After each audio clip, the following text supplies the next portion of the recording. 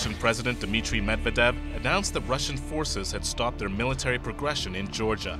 This follows a 5-day battle ignited by Georgia's military offensive to regain control over its separatist province of South Ossetia, which has close ties to Russia. But according to F. William Engdahl, what lies behind this territorial dispute is not as straightforward as it seems. This is probably the most unstable area on the planet right now because the United States, the Bush administration, has been urgently trying to get Georgia, the Republic of Georgia, into NATO.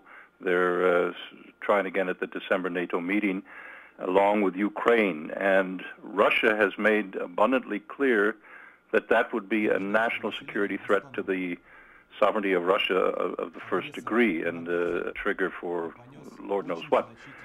If you combine that with the fact that Washington is insisting on installing missiles, which have the potential to be nuclear missiles, no one knows, in Poland and also in the Czech Republic, so-called anti-missile defense, that would give the United States military first strike or nuclear primacy for the first time in history, and Russia would essentially have to get on its knees and beg for unconditional surrender terms.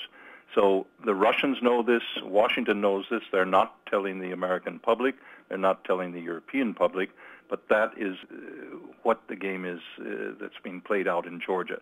It's far, far bigger stakes than some ethnic conflict about territory in a small little part of the Caucasus and Central Asia. Saakashvili made a colossal miscalculation that he would have the immediate backup of NATO, and all he has are a few harsh words from a lame duck president in Washington who was at the Beijing Olympic Games when this happened. The geopolitical implications are incalculable in a certain sense, but they're very calculable in another sense because there has been a stepwise encirclement of Russia by NATO since the collapse of the Soviet Union and the dissolution of the Warsaw Pact in the early 90s. And at that time, there was a big debate, certainly in Europe and also in the United States, do we really need a North Atlantic Treaty Organization military force anymore if there's no Cold War enemy?